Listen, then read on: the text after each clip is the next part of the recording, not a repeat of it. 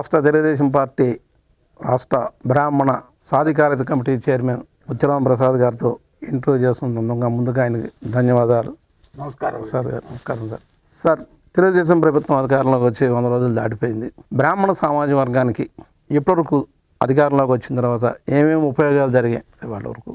అందరికీ నమస్కారం. ముందుగా తెలుగుదేశం పార్టీ, జనసేన, బీజేపీ కూటమి అధికారంలోకి వచ్చి 100 రోజులు అయిన సందర్భంలో మీ అందరికీ ముందుగా నేను అభినందనలు తెలియజేసుకుంటున్నాను. అదేవిధంగా మీరు అడిగినటువంటి క్వశ్చన్కి సమాధానం, మా మేనిఫెస్టోలో బ్రాహ్మిన్స్ తరపున దగ్గర మేము ఒక 9 కోరికలు ముఖ్యమంత్రి గారిని కోరాం. వాటిల్లో ఒకటి, ధూపదీప నైవేద్యం కింద 50,000 లోపల వచ్చేటువంటి గుళ్లల్లో 5,000 నుంచి 10,000 రూపాయలు పూజారికి ఇవ్వాలని చెప్పి ఒకటి. అది మొన్న ముఖ్యమంత్రి గారు దాన్ని ఒప్పుకొని చేద్దామని చెప్పారు. రెండోది, 50,000 పైన ఉన్నటువంటి గుళ్లల్లో 10 నుంచి 15,000 రూపాయలు ఇవ్వాలని కూడా చెప్పారు. దానికి కూడా ఆయన ఒప్పుకున్నారు. అదేవిధంగా మేనిఫెస్టోలో మేము పెట్టినటువంటి ప్రతి అంశాన్ని కూడా ముఖ్యమంత్రి గారు అంగీకరించారు. దానిలో హిందూ బోర్డు అన్నాం. హిందూ బోర్డు ఇప్పుడున్నటువంటి హిందూ ప్రచార పరిషత్ దాన్నే కన్వర్ట్ చేసి దానికి అధికారాలు ఇచ్చి దానికి ఎండోమెంట్ మినిస్టర్ గారు దానికి చైర్మన్గా ఉన్నారు. దాన్ని ఇంకా స్ట్రెంగ్తన్ చేద్దామని చెప్పారు. బ్రాహ్మణ కార్పొరేషన్ని మనం నిర్వీర్యం అయిపోయింది 5 ఏళ్లలో. దానికి తిరిగి నిధులు ఇచ్చి మీకు నేను బలోపేతం చేద్దాం అని అడిగితే దానికి కూడా ఆయన ఒప్పుకున్నారు. క్రెడిట్ సొసైటీకి దగ్గర 300 కోట్ల రూపాయలు ఇవాళ డిపాజిట్లు, 100 కోట్ల రూపాయలు డిపాజిట్లు, 300 కోట్ల రూపాయలు దానికి బిజినెస్ ఉంది, వ్యాపారం చేస్తుంది. దాన్ని కూడా స్ట్రెంగ్తన్ చేద్దామని చెప్పారు. ఇట్లా మేము అడిగినటువంటి ప్రతి 9 వాటిని కూడా ఒప్పుకున్నారు. వంట బ్రాహ్మణులకి కులవృత్తి కింద కావాలని అడిగాం, దానికి కూడా ఒప్పుకున్నారు. అదేవిధంగా మన ఈ దాడులు జరిగిన దాని మీద కమిషన్ వేయమని అడిగాం, అది కూడా ఒప్పుకున్నారు. ఆలయాల్లో తర్వాత పూజారుల మీద జరిగిన దాడుల మీద దానికి ఒప్పుకున్నారు కమిషన్ వేయడానికి. తర్వాత ఇలా ఆగమ శాస్త్రం ప్రకారం పూజలు జరగాలి గుళ్ళల్లో, ఆగమ శాస్త్రాన్ని ఏ విధంగా అమలు పరచాలి, తర్వాత దీనిలో ఈ అధికారుల ప్రమేయం లేకుండా ఉండాలి అని కూడా మేము అడిగాం. దానికి కూడా ఆయన ఒప్పుకున్నారు. ఎందుకంటే శ్రీశైలంలో మనం చూసాం, దాని మీద చాలా పెద్ద ఇష్యూ అయింది. అది కూడా లేదు, మనం చేద్దామన్నారు. ఆగమ శాస్త్రం ప్రకారం ఆలయాల్లో ఉన్నటువంటి శిష్టాన్ని మళ్ళీ ఇచ్చేద్దామన్నారు.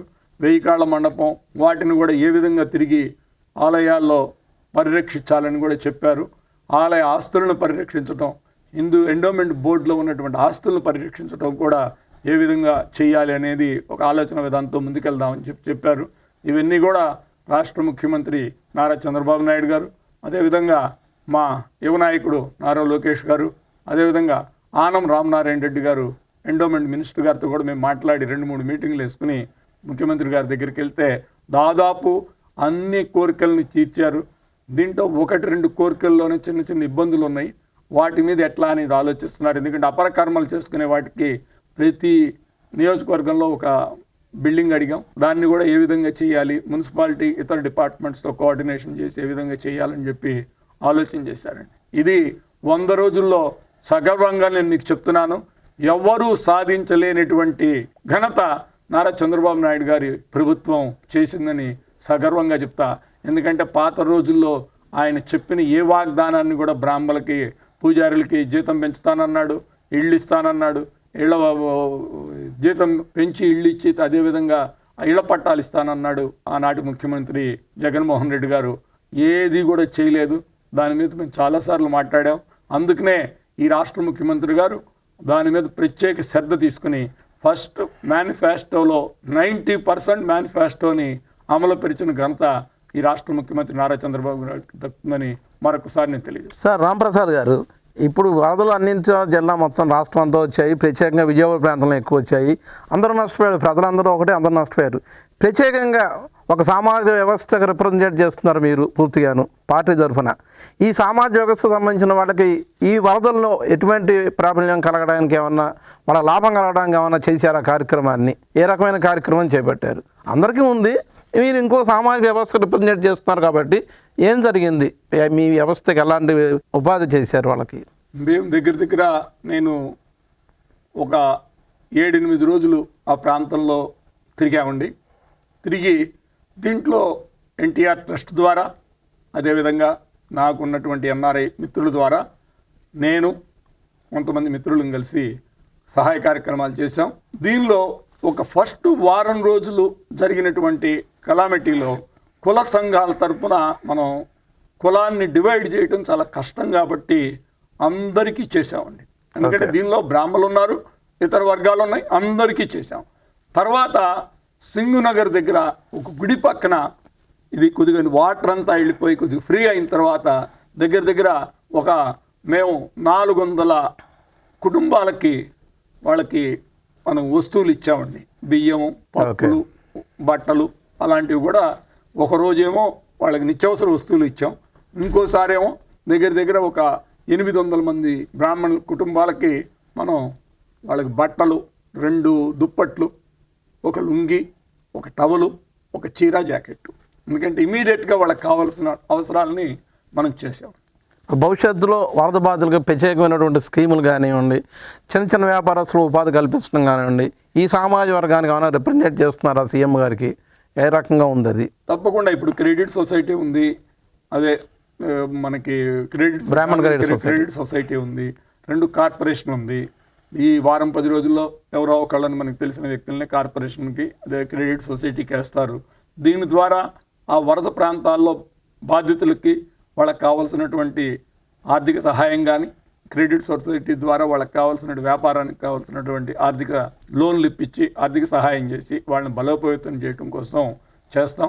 2 ముఖ్యమంత్రి గారు కూడా ప్రతి ఇంటికి వాళ్ళ తిరుగుతున్నారు. వాళ్ళందరూ కూడా ఎంక్వైరీ చేసి ఎంత లాస్ వస్తుందని చెప్తున్నారు. వాటికి ఇంటికి ఇంత ఇస్తున్నారు. వాటిని కూడా బ్రాహ్మణ వర్గాలు ఏవైనా ఉంటే వాళ్ళకి సక్రమంగా చేరేదానికి నేను ప్రత్యేక శ్రద్ధ తీసుకుంటున్నాను. మీ ద్వారా నేను ఇంకొకటి కూడా విజ్ఞప్తి చేస్తున్నా. మీకు ఎక్కడైనా ఇబ్బందులు ఉంటే నేను నా ఫోన్ నెంబర్ ఇస్తాను. ఎనీ టైం మీరు నాకు ఫోన్ చేయొచ్చు, వాట్సాప్లో కానీ పంపచ్చు.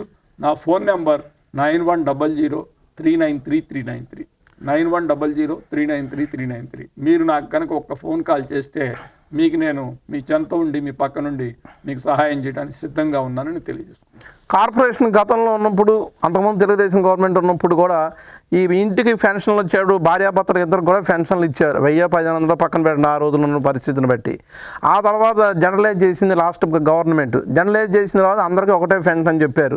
అలాంటి సందర్భంలో బ్రాహ్మణ సామాజిక వర్గానికి 2 పెన్షన్లు పోయి చాలామంది ఇబ్బంది పడ్డారు, చాలా రిప్రజెంటేషన్ ఇచ్చారు, అవ్వలేదు. ఇప్పుడు దాని మీద ప్రత్యేకంగా మీరు దృష్టి సారించి కార్పొరేషన్ ద్వారా ఇచ్చే కాసేపు పెన్షన్లు మళ్ళీ పునరుద్ధరించడం జరుగుతుందా? మళ్ళీ ప్రతి ఇంటికి అవసరమైతే 2 కానివ్వండి, ముసలివాళ్ళు అయితే 3 కానివ్వండి, 1 కానివ్వండి ఇచ్చే పరిస్థితి ఉంటుందంటారా? తప్పకుండా అండి. కార్పొరేషన్ కొత్త చైర్మన్ గారు వచ్చిన తర్వాత ఆయనతో మాట్లాడి చెప్పాం కదా, ముఖ్యమంత్రి గారు కూడా బ్రాహ్మణ కార్పొరేషన్ బలోపేతం చేయడం కోసం ఆయన మాకు వాగ్దానం చేస్తానని చెప్పారు. అందుకని 100% మీరు చెప్పినట్టు అర్హులైనటువంటి ప్రతి ఒక్క బ్రాహ్మణికి కూడా, మళ్ళీ ఒకసారి చెప్తాను, అర్హులైన ప్రతి ఒక్క బ్రాహ్మణికి కూడా మేము ఏదో పథకం కింద వాళ్ళని బాగోగులు చూస్తానికి ప్రభుత్వం సిద్ధంగా ఉంటుందని చెప్పి తెలియదు. అలాగే ఎన్ఆర్ఐగా చదువుకోవడానికి గతంలో 10 లక్షల రూపాయలు ఇచ్చారు చంద్రబాబు నాయుడు గవర్నమెంట్లో.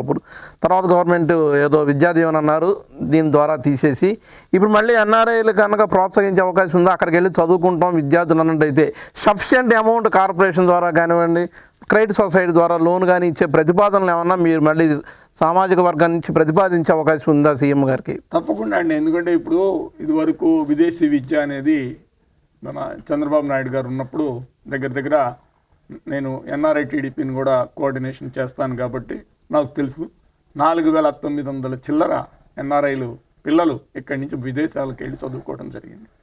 ఈ ప్రభుత్వం, గత ప్రభుత్వం వచ్చిన తర్వాత 5 ఏళ్లలో వాళ్ళు 325 మందినే పంపించారు. ఇవాళ చంద్రబాబు నాయుడు గారు తిరిగి అధికారంలోకి వచ్చిన తర్వాత ఇంకా 100 రోజులు అయింది కాబట్టి కార్పొరేషన్లన్నీ సెట్ అయితే బీసీ కార్పొరేషన్ ద్వారా కొంతమంది వెళ్తారు, ఎస్సీ కార్పొరేషన్ ద్వారా కొంతమంది వెళ్తారు, అదేవిధంగా బ్రాహ్మణ కార్పొరేషన్ ద్వారా కూడా మేము కూడా అర్హులైన అందరినీ కూడా ఏ విధంగా పంపాలి, ఏ విధంగా వాళ్ళకి సహాయం చేయాలి అని చెప్పి చేస్తాం. సార్ చెప్పినట్టు ఆయన ఒక మాట అడిగారు, క్రెడిట్ సొసైటీ ద్వారా లోన్ ఏమన్నా ఇవ్వచ్చా అని.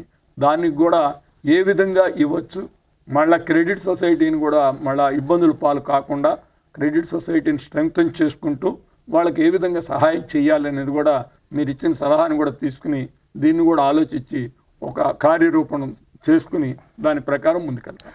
రాష్ట్రంలో కానివ్వండి ఎక్కడ కానివ్వండి బ్రాహ్మణ సామాజిక వర్గంలో ఒక ప్రత్యేకమైన నినాదం ఉంది. ఏంటంటే బ్రాహ్మణులు ఐక్యత లేదు.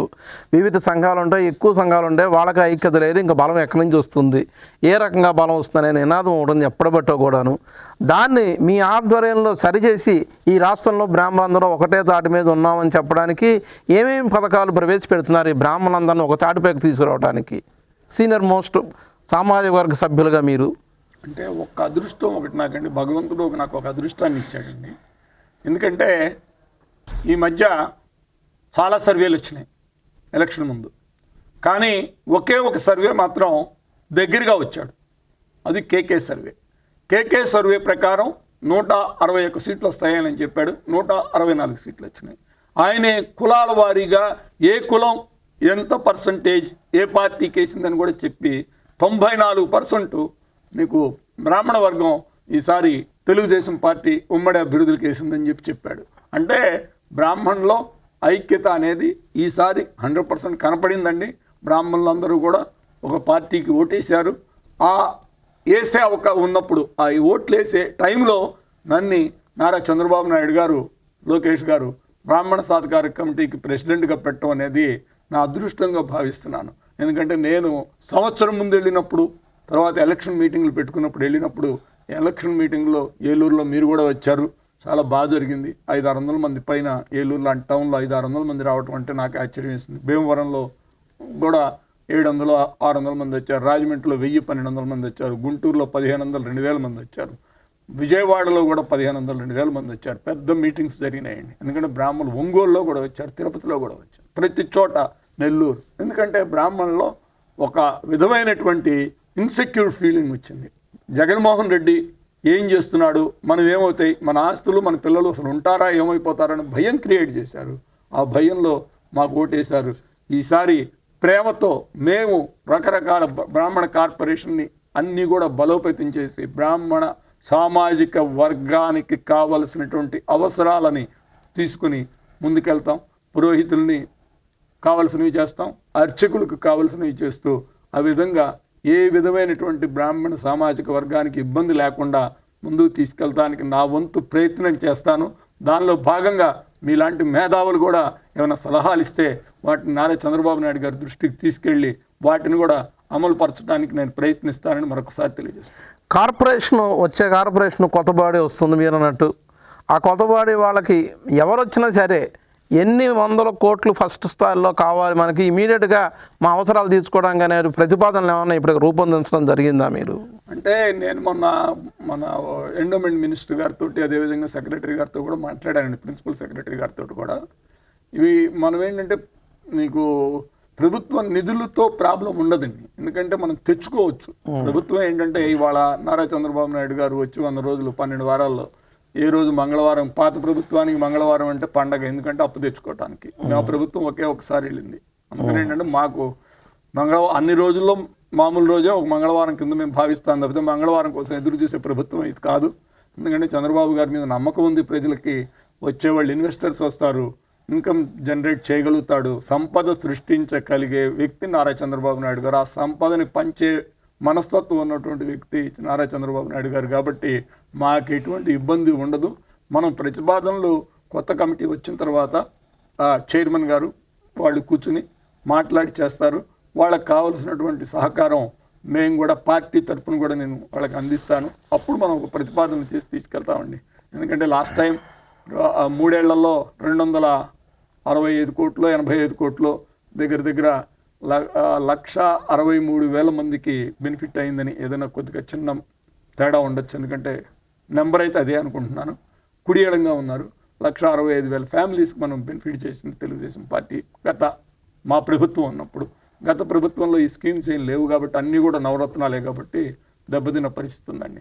తిరిగి మా స్కీమ్స్ అన్నింటినీ పెడుతూ వాటిలో ఇంకా మంచి స్కీమ్స్ మీలాంటి మేధావులు ఎవరైనా సలహా ఇస్తే వాళ్ళ దగ్గర కూడా తీసుకుని ఎల్వి సుబ్రహ్మణ్యం గారు ఇతర పెద్దలతో కూడా నేను మాట్లాడుతున్నాను.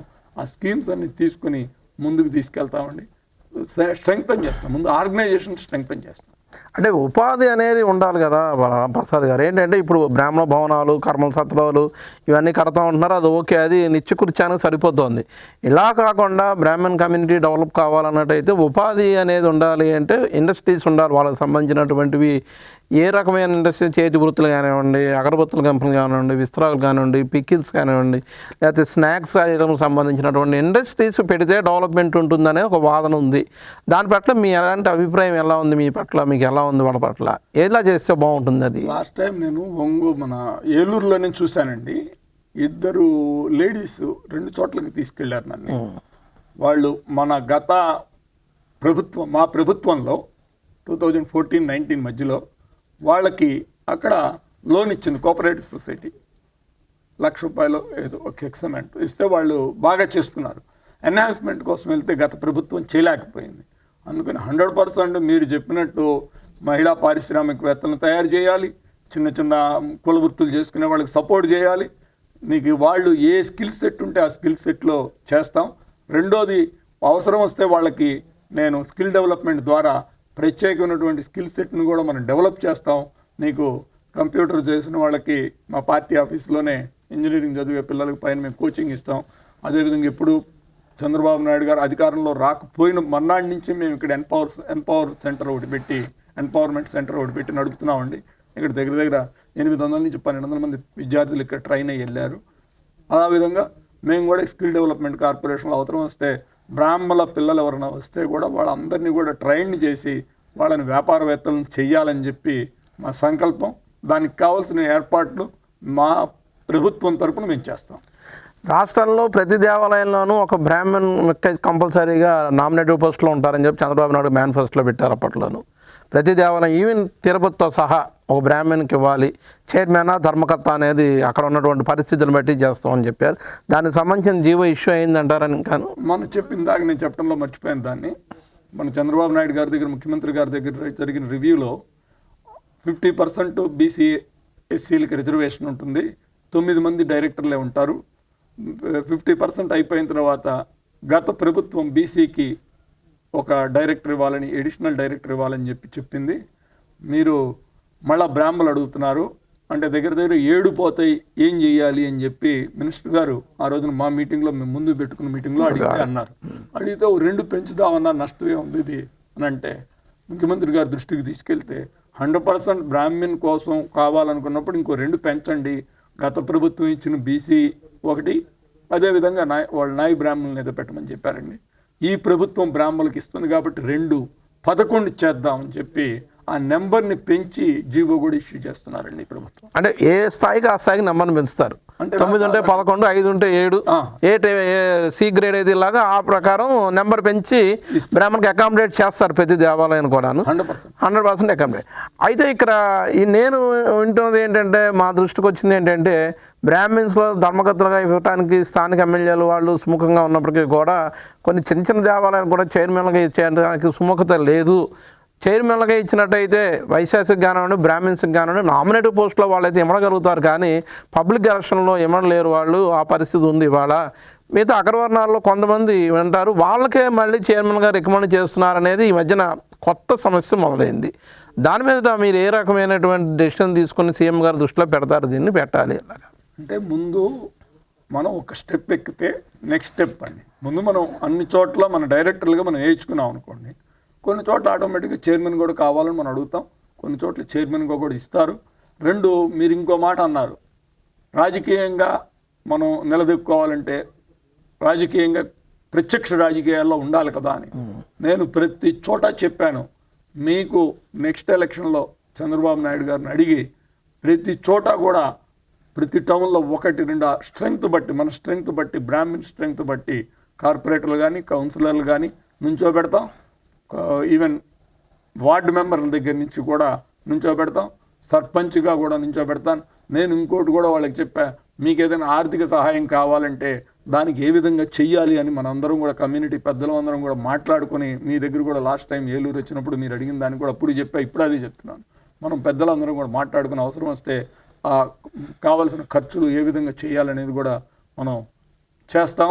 ఆ లోకల్ ఎమ్మెల్యేలతో కూడా టైం వచ్చినప్పుడు మనకి ఏ టౌన్లలో మనకు బలం ఉంది, బలం ఉన్న చోట మనం ఏ విధమైన ప్రాతినిధ్యం కావాలని మన ప్రాతినిధ్యం కోసం 100% మనం ఫైట్ చేస్తాం, మనం తెచ్చుకుంటాం. దీనికి లైక్ మైండ్ పీపుల్గా ఉండేవాళ్ళు, ఈ తెలుగుదేశం పార్టీ ఈ కమిటీకి లైక్ మైండ్ పీపుల్గా ఉండేవాళ్ళు అందరినీ సంఘటితపరచడానికి మీరు ప్రత్యేకమైన సమావేశం ఏర్పాటు చేసేది ఏమన్నా ఉందా? వీళ్ళందరినీ సంఘటితం చేసి రాష్ట్ర వ్యాప్తంగా ఉన్న బ్రాహ్మణ సంఘాలు చాలా ఉంటాయి, ప్రతి ఊళ్ళోనూ 5-6 సంఘాలు ఉన్నాయి, ప్రతి ఊళ్ళోనూ ఉంటాయి. అన్ని జిల్లాల నుంచి మీరు సంఘటితపరచడానికి ఏదైనా ప్రత్యేకమైన సమావేశం ఏర్పాటు చేస్తున్నారా?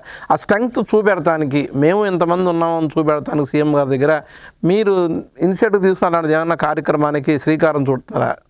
యాక్చువల్గా ఎలక్షన్ ముందే మేము ఒక 2000 మందితోటి ఒక మంచి బహిరంగ సభ లాంటిది పెడదామని చెప్పి విజయవాడలో అడిగానండి. దానికి కుదరలా మాకు టైము. ఇది అయిన తర్వాత కమిటీలన్నీ అయిపోయిన తర్వాత ముఖ్యమంత్రి గారికి బ్రాహ్మణ సాధికార కమిటీ తరపున ఒక చిరు సన్మానం చేయాలని నా కోరిక. 100% ఓ మీటింగ్ పెట్టి ముఖ్యమంత్రి గారికి మనం ఎందుకంటే మేనిఫెస్టో అంతా కూడా మాకు ఇచ్చినటువంటి ముఖ్యమంత్రి గారికి కృతజ్ఞత తెలపటం మా బాధ్యత కాబట్టి 100% ఒక చిరు సన్మాన సభ మాత్రం పెడతాను, మీటింగ్. దానికి దగ్గర అన్ని సంఘాలను కూడా ఆ రోజు పిలిచి మాట్లాడతాం. అది త్వరలో జరుగుతుంది ఆ సమావేశం, ఆయన టైం ఇచ్చిన దాన్ని బట్టి త్వరలో జరుగుతుంది. మీ సామాజిక వర్గానికి సంబంధించిన పక్కన పెడితే సీనియర్ పొలిటీషియన్గా మీకు చాలా అనుభవం ఉంది, రాజకీయంగా ఎన్ఆర్ఐగా ఉన్నారు, విదేశాల్లో తిరిగారు, విదేశాలు అన్ని చూశారు, ఇక్కడ చూశారు. ఇవాళ ముఖ్యమంత్రి గారు సూపర్ 6 అనేటువంటి ఒకటి బయటకు తీసుకొచ్చి మేనిఫెస్టోలో బయటకు వచ్చారు, అధికారం చేపట్టారు. అధికారం చేపట్టి 100 రోజులు దాటిపోయింది, ఆల్మోస్ట్ 100 రోజులు దాటింది. ఈ సూపర్ 6లో కేవలం ఒకటి మాత్రమే అమలు అవుతోంది పెన్షను, మిగిలినవి ఇంకా అమలుగా నోచుకోలేదు అనేది ప్రతిపక్షాల వాదన. ఎందుకని అలా జరుగుతోంది? దానికి ఎందుకు అంత టైం తీసుకోవాల్సి వస్తుంది? అనుభవం ఉన్న ముఖ్యమంత్రి ఆయన. అంటే దీంట్లో ఆయన అనుభవం ఉంది కాబట్టే గత మాజీ ముఖ్యమంత్రి జగన్మోహన్ రెడ్డి గారు పెంచుకుంటూ పోతానని చెప్పాడు. ఏం పెంచుకున్నాడని అందరూ చూశారు. చూసి 2000 నుంచి 3000 చేయడానికి ఆయనకి 5 ఏళ్ళు పట్టింది. అవునండి. కానీ మా ముఖ్యమంత్రి గారు 30 రూపాయలతో స్టార్ట్ అయినటువంటి పెన్షన్ని 4000 రూపాయలకు తీసుకెళ్లారు.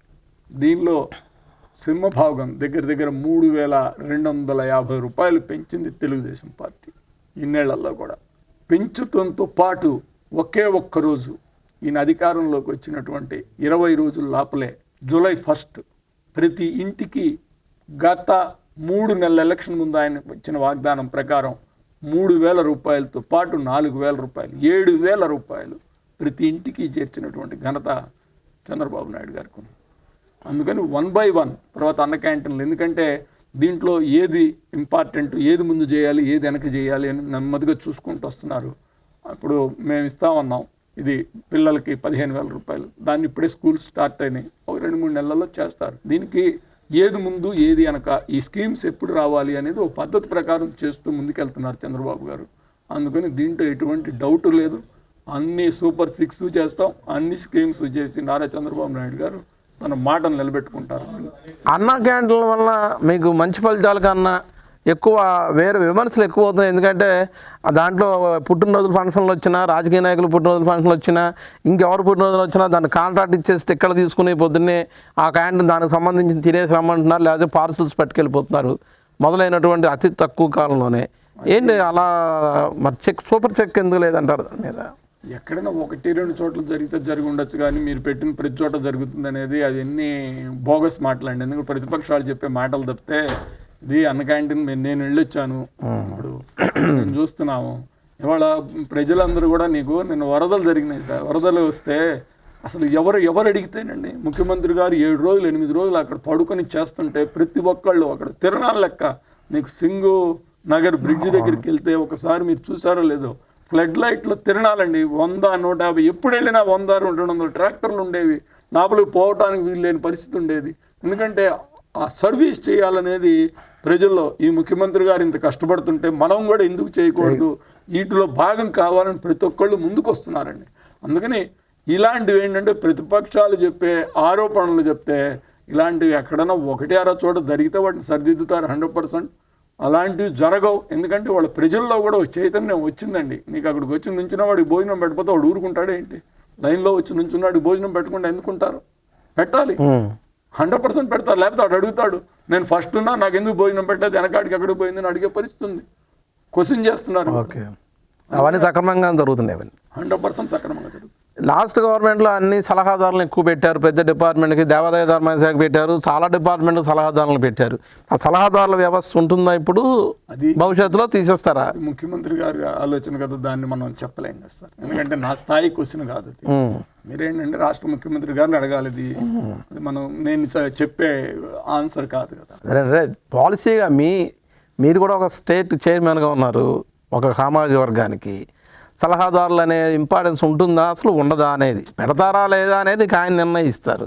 అసలు ఆ వ్యవస్థ వలన ఉపయోగం ఉంటుందా? ఆ సలహాదారుల వ్యవస్థ వలన అంటే ఎక్కువ మంది కాకుండా తక్కువ మంది ఉంటే ఉపయోగం ఉంటుందండి. ఎవడు ఖాళీగా ఉన్నాడు కదా అని సలహాదారుడిగా పెట్టుకుంటే ఉపయోగం ఉంటుందో? నిజమైన సలహాదారులు ఇచ్చే పరిస్థితి ఉంటూ ఉంటాయి. అది చంద్రబాబు నాయుడు గారు కొంతమందిని అలా పెడతారు. ఇప్పుడు దానిలో ఉపయోగం ఉంటాయి. మన కన్నయ్య గారు వచ్చాడు, ఆయన ఇవి చేసినారు. వాళ్ళంటే వాళ్ళని పెట్టుకున్నాం అనుకోండి.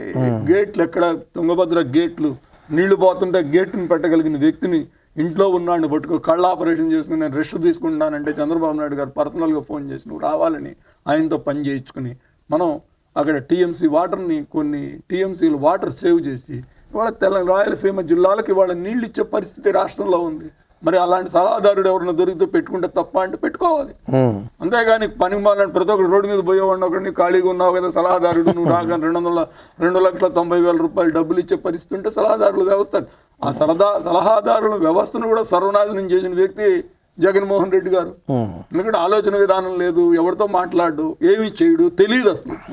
ఆయన ఏం చెప్పాడు, నిన్న వచ్చి బుడమేరుకి గేట్లు ఉంటాయి అంటాడు. వాగంటే ఏంటో తెలీదు, నదంటే ఏంటో తెలియదు. కర్మ అంతే. రాష్ట్ర ప్రజలకి మా సార్ మాట అన్నాడు, నేను చివరికి ఈయనతోటి చేయాల్సిన పరిస్థితి వచ్చింది అని ఎంతో బాధపడ్డాడు. ఎందుకంటే ఆలోచన, ప్రతిపక్ష నాయకుడు మాట్లాడేటప్పుడు సలహాలు ఇవ్వాలి, ఏమైనా చేయగలగాలి, మంచి చెప్పండి తీసుకుంటుంది అధికార పక్షం. నీకు ఇదివరకు నీకేమో ప్రతిపక్షాన్ని చంపేయడం అలవాటు, ప్రతిపక్షంలోకి వచ్చిన తర్వాత ఏమో సలహాలు ఇవ్వకుండా ఏది పడితే అది మాట్లాడటం. అంటే బోట్ల గొడవలో ప్రాబ్లం వచ్చింది, మొన్న ఏదో విమర్శలు చేసుకున్నారు, దాని మీద ఏదో గొడవ అవుతుంది. బోట్లు వెళ్ళే విధానం కరెక్ట్గానే వెళ్ళాయి అంటారు అప్పుడు? అది అంటే దీంట్లో ఆ రంగులు చూసిన తర్వాత అనుమానం వస్తాయి సార్. ఇప్పుడు బోట్లు వదిలింది నిజంగా భగవంతుడు, నిజంగా మన దుర్గమ్మ తల్లికి దండం పెట్టుకోవాలి. నిజంగా ఏదన్నా ఒక చోట ఏదన్నా 3 బోట్లు వచ్చి తగిలి ఒక గేట్ ఏదన్నా ఇబ్బంది పెడితే ఒకసారి మీరు ఊహించుకోండి ఏమవుతుంది. ఒకసారి ఊహించండి విజయవాడ పరిస్థితి ఏమవుతుంది.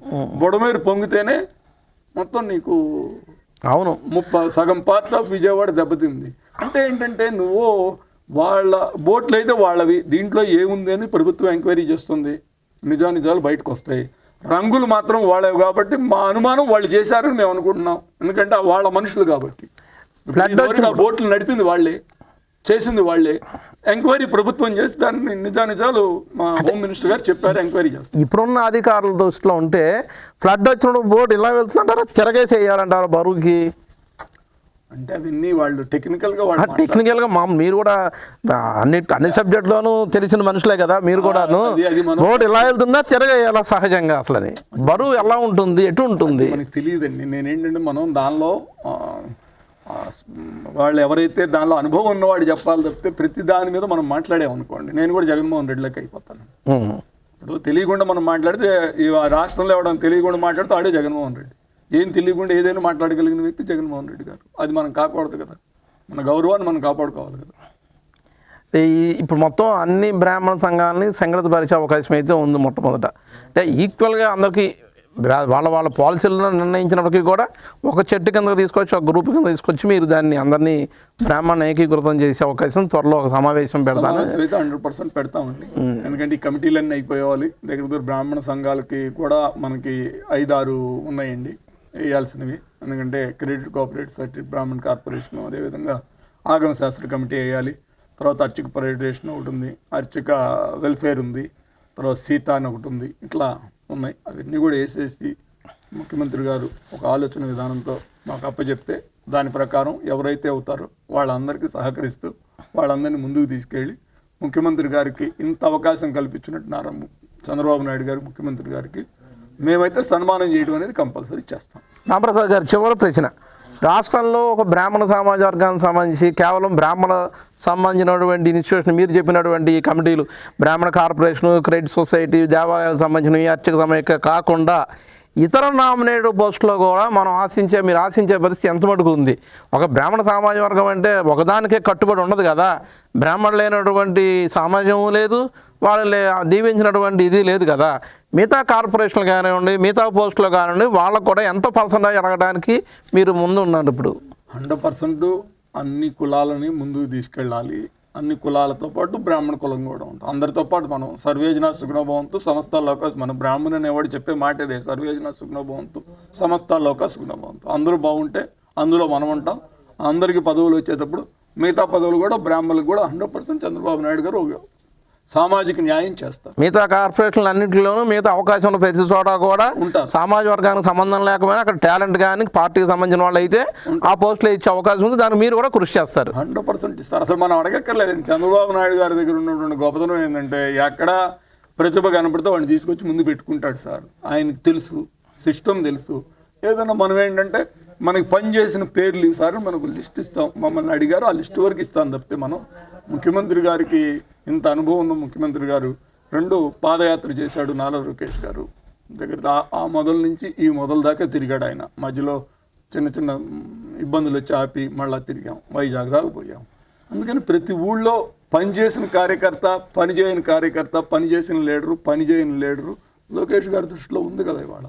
అందుకని మాకు ఆ ఇబ్బంది లేదు. 100% అన్ని వర్గాలతో పాటు మాకు కూడా మా ప్రాతినిధ్యం ఉంటుంది. బ్రాహ్మణ సమాజ వర్గానికి నియమించవలసి వచ్చినప్పుడు సాధికార కమిటీ చైర్మన్గా మీ సలహాలు సూచనలు తీసుకునే అవకాశం ఉందా? తీసుకుంటే ఎవరెవరికి రికమెండ్ చేయాలి? మీకు ఏమన్నా ఒక లిస్టు ప్రతిపాదించారు ఇప్పటివరకు? నాతో పనిచేసిన లిస్టు మేము పంపిస్తాను తప్పితే మన అడిగటం ఇవన్నీ ఇలాంటివి నేను పెట్టుకోనండి.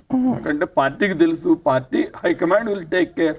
అంతేగాని నేను వాడు వీడు పేర్లు ఇస్తే ఇంకోడు లేదన్నాను. మనం ఏంటంటే పార్టీకి పనిచేసిన పేర్లు ఇవి, మన కమిటీలో ఉన్న పేర్లు ఇవి, అంతవరకు ఇస్తాను తప్పితే ముఖ్యమంత్రి గారి దగ్గరికి వాళ్ళ పదవి వీళ్ళ పదవి ఇచ్చే మా ముఖ్యమంత్రి గారి దగ్గర ఈ పైరువీలు నడవు, చేయరు. ఆయన ఉన్న లిస్టు ప్రకారం, ఆయన ప్రతిభ ప్రకారం తీస్తారు, టిక్కు పెడతారు. అలాగే ఈ రకంగా అంటే దీంట్లో కానీ ఎవడి ఇన్వాల్వ్మెంట్ ఉండదండి. దీంట్లో ఆయన రకరకాల సిస్టంలో తెప్పించుకుంటారు. మా ప్రోగ్రామ్ కమిటీ ఉంది, తర్వాత వేరే సర్వేలు ఉంటాయి. ఎవడు పని చేశారు ఏంటి అనేది వాటి ప్రకారం ఆయన పదవులు ఇస్తారు.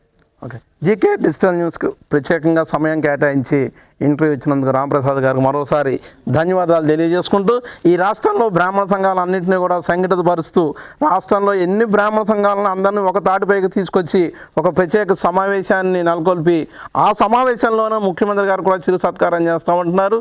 ప్రతి బ్రాహ్మణికి కూడా న్యాయం జరగడానికి సాధికార కమిటీ చైర్మన్గా పూర్తి స్థాయిలో కృషి చేస్తానని చెప్పారు. ఇంకా ఎన్నో విషయాల్ని జీకే డిజిటల్ చూస్తూనే ఉండండి. GK digital news. నమస్కారం. Thank you.